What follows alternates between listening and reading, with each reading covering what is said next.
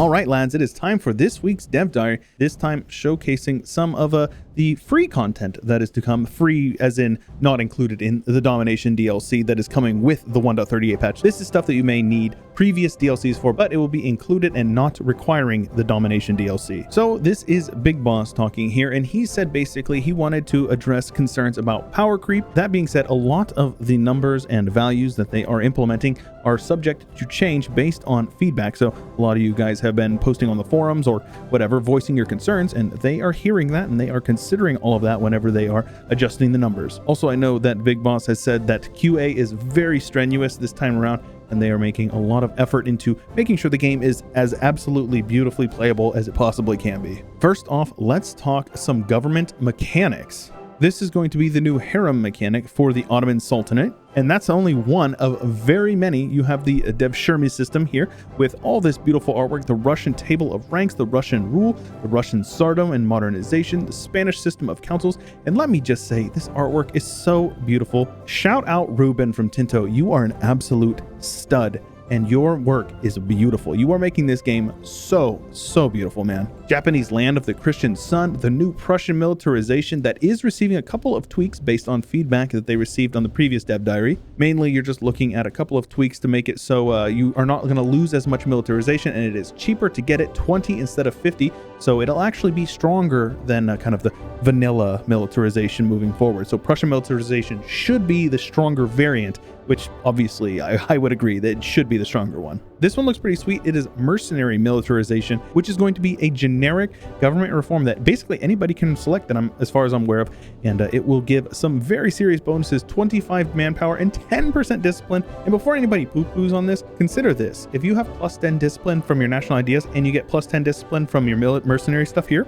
that's 20% for your mercs. 20%, not just 10. It's 10 plus 10, because it takes your base stats as well. Korean perfectionism and Parliament versus Monarchy getting a new look here, the kind of the oranges versus the status. Very nice looking. I really like the purple in the background. I will say that it's definitely different, but I like it. I think it's overall a very nice change. Japanese shogunate getting a bit of a facelift here, and I think they actually screwed this up, and it will have like the pretty little flowers behind it. I'm pretty sure it will have the flowers.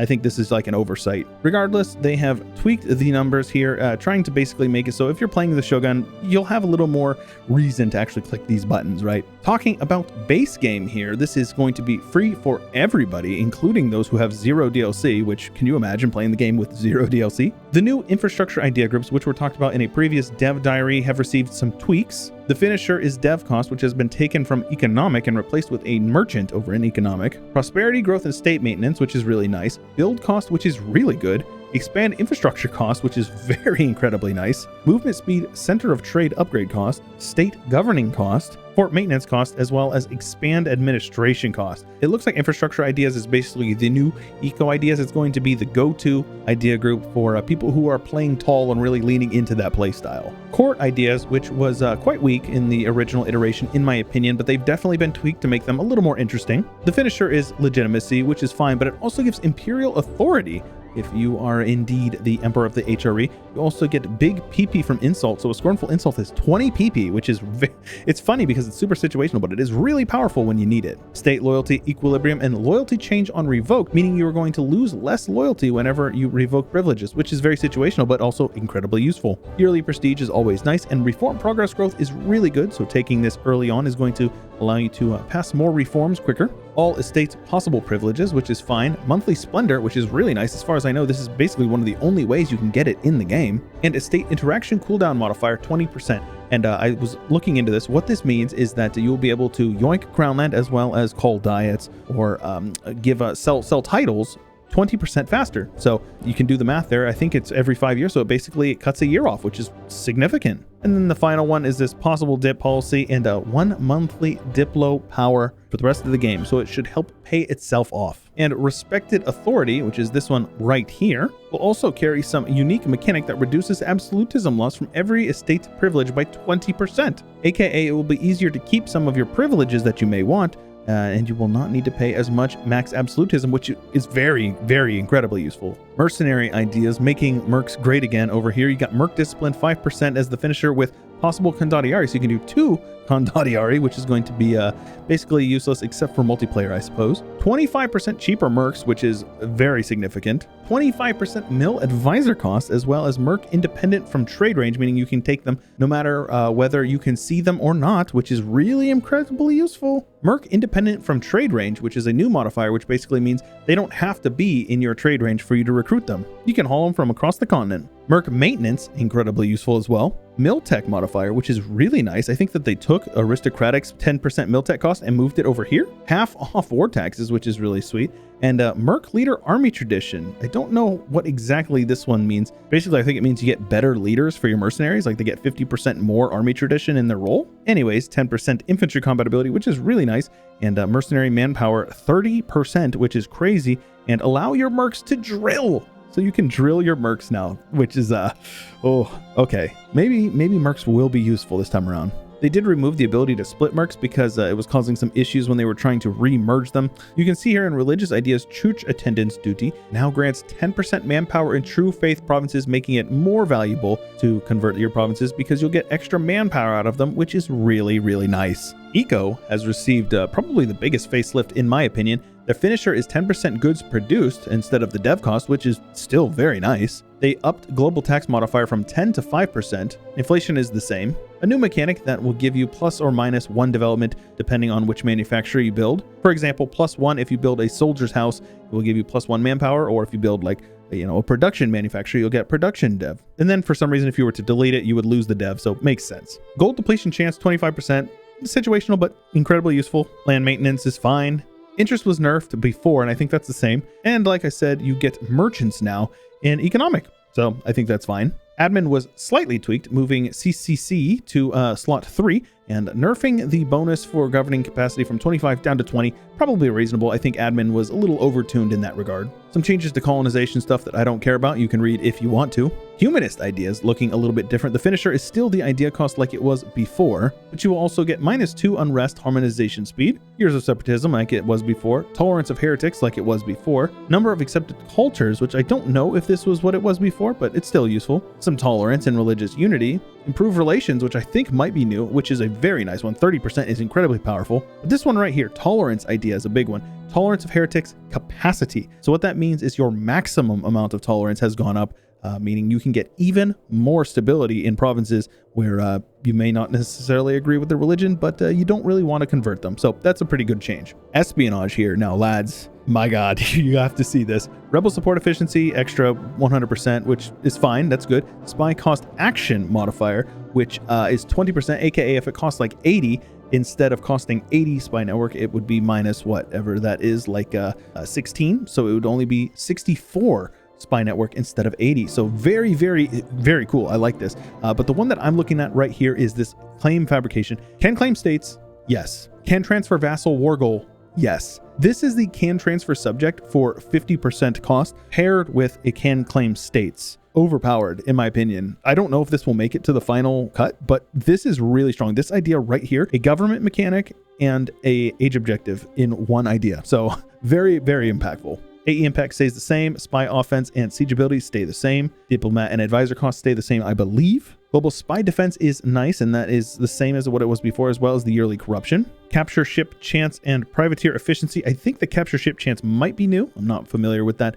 Monthly favorable growth modifier is nice, and vassalization acceptance reasons is solid, situational, but still incredibly useful. Aristocratic ideas will still give you your leader siege pip and nobility loyalty, and you will see here that cav power has lost its cost because it has been moved down here and added cav to infantry ratio, which I'm almost positive is new. You still have your army tradition decay. You get your diplomat and your general cost, but you now have fabrication and claim cost minus 50% and unjustified demands. So I think that aristocratic and espionage may be an incredible combo. And we're going to take a look at the policies here very shortly. Global autonomy change and yearly absolutism from local nobility. Defensive Ideas has received a bit of an update. I think that this max hostile attrition is new. If not, it is very solid, and I really, really like this because it basically raises the cap in a province to 6% attrition, plus, a base attrition. So if you build ramparts on like a mountain fort, people are going to be having a hard time. These are all the same, I believe. And regiment manpower usage is a new one. Basically, it's a cost to your reinforcements. Let's say you're adding 100 men back into an army. It only costs you 95 manpower. So creating men out of thin air, but still, either way, very powerful, and it will be useful, I think. I think reinforced speed is the same, but this one right here, garrison size, I think it was 25 and it's been buffed to 33. And garrison size is really nice. If you don't know, garrison size is what basically determines how many forces they need to siege a province. So if you can stack this up and get this modifier really high, it can be pretty tough for an enemy to siege a fort. Quantity got a little bit of love, buffed up the manpower and force limit to 33% each. Probably fair. I think that quality got nerfed maybe a little harder than it deserved in 1.34. Policies for defensiveness are pretty good. Feel free to stop and take a look at them, but the one that I'm really interested in is espionage. Fort defense and more yearly corruption, so minus 0.3 yearly corruption with espionage and this policy, so very solid, plus 15 fort defense. That's already really solid. Take a look here with influence. Garrison army damage. This means that your garrison will do more damage to an army that is rushing your fort. So if somebody barrages and then pushes the fort, they will lose 50% more manpower, which obviously is situational, but like something like multiplayer, this is going to be a very important one for a defensive playstyle. And you can see here, infrastructure ideas gives extra attrition and garrison size, so infrastructure and defensive is going to be a very nice combo. You can see with mercenary ideas, mercenary and infrastructure gives 5% more mercenary discipline, so that is 10% for those of you who are looking. And if you use that generic modifier, the government reform, that gives up to 10% as well. That is 20% mercenary discipline. So just think, if you even have a nation that has extra discipline, or if you have a company that has mercenary discipline built into them, you can stack these modifiers incredibly high. So I think mercs will still be very niche, but they may be able to absolutely carry a nation in this patch. Court ideas with defensive is also quite good. 10% AE impact and 10% morale damage received.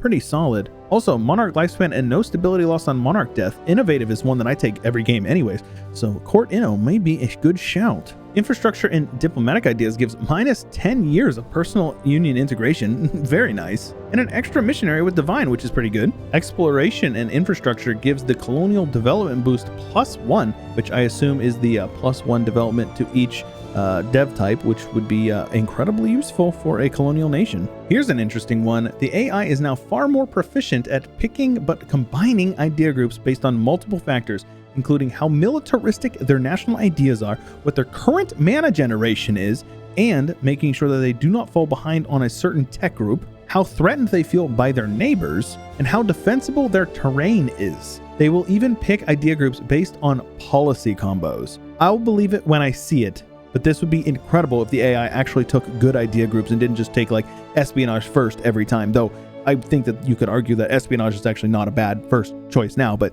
you know, the AI used to always take espionage first and it was kind of a meme. Some events based on the new idea groups, feel free to stop and read if you'd like, but this is the one for infrastructure. Here is the one for court. Here is the one for mercenaries. Each idea group comes packing 10 new flavor events equally split between positive and negative. Some changes to the artillery unit types, which is pretty nice. Now you actually get an offensive and a defensive hip type, so that's pretty good. Generally in the late game you only get one per, so it's like everybody's cannons are the same. So interesting situational stuff. Maybe you decide to go for a defensive build and hold up in the mountains. We'll see how things go with this. I don't know how this will really affect gameplay, but I am very curious to see how it goes. Another interesting addition here is the introduction of a tier 5 military government reforms. This, I think, is where that mercenary militarization mechanic comes from. And it looks like this is just what Switzerland sees. So there are some that are unique to different cultures. They are also introducing a ton of new estate modifiers, including new general personalities as well, 10% cav combat, 10% morale damage, 10% morale damage received, extra discipline and drill decay, admiral personalities, and new ruler personalities. Look at this, patron of the arts. I think I remember this one from Flavor Universalis back in the day, so very cool. I love to see new ruler personalities. How about this, peasant revolt leader? Very good. 7 new great projects for those of us that have Leviathan. The Spanish one right here actually will allow you to get Inquisitor advisors that will allow you to level up your Holy Order cost for cheaper based on their level. So if you have level 5, it is minus 25% Holy Order cost, which will save you a ton of mana. a hospital and mosque for Dulkadir that will make them less likely to get the plague, which is nice. We don't like the plague. Edinburgh Castle over here, which will give military-free policies. Very nice. This one here cut off, but basically this Grand Canal runs all the way from Nanjing down to this Hangzhou, and it's 4 different provinces. So each province has their own Grand Canal that gives them various bonuses. The Imperial City of Kyoto, very nice. The Palace of the Popes in Avignon, 50 PP when upgraded, which is, that's a big PP for a Pope, man. The beautiful St. Basil's Cathedral here in Moskva. Flavor events related to Orthodox icons will yield supplementary bonuses. Very cool. The walls of Benin have been fixed because before apparently it showed like some like Baghdad thing. So this is what it should actually look like. And BB said that he left the old icon in there in case some modders decide they want to do something with it. Take a look at these new absolutely beautiful holy orders available to everybody who's got a golden century. The artwork is so good. It's so good. I love it. Attrition for enemies and local defensiveness. My God. Imagine putting this over here in the mountains on the border of France and just watching them melt their men away. Some balance and new naval doctrines, which is really cool because they haven't like hardly touched them since Golden Century. You can see we have some for Venetians, Koreans, Japanese, Hanseatic, Ottomans, Maghrebi, meaning if you culture convert and you have Maghrebi culture, you can perform slave raids. Imagine being like Spain and converting your primary culture to Maghrebi and just raiding everybody in the world. Letter of Marque, which I assume is a French one. The Junk Fleet, which I assume is Junk Fleet. But very nice. Light ship is always a very nice modifier to have. Light ship cost. Polynesians, allowing them to recruit explorers. Boys, we got a Byzantine expansion, Byzantine expansion, Byzantine expansion. Some Basque Marines, allowing them to also recruit explorers and take less landing penalty. And they've reworked the UI for the Emperor of China. Look at that beautiful color, man. I feel like it really makes it like seem important. You know, you don't just click and say, oh, what's this look like? You look at this and you're like, ooh, this is beautiful. Look at these celestial reforms, man. Oh, I'm excited to play around China in 1.35. They've also reformed, making it a little bit easier to kind of balance it out. And they actually buffed it. You can see here, trade gives an extra 10% trade efficiency, as well as 5% goods produced, which I think that one is new. War now gives 5% morale discipline. Stability gives 25% spy action cost, which if you had espionage, then you're sitting there at 45. So very, very situationally, but very, very interesting. And then in the new one here, diplomacy giving diplomatic rep +2, improve relations and estate loyalty equilibrium. That is all for this week. Next week here, you got Oakley is going to talk about the stuff that I am so excited about for this upcoming patch, the user modding features. Lads, if you enjoyed and you want to see more, make sure you leave a like and don't forget to subscribe for more content to come. And a huge shout out to the patrons and channel members who keep this channel going. If you want early access to these videos and exclusive Discord benefits, make sure you check out the link in the description or the join button below the video.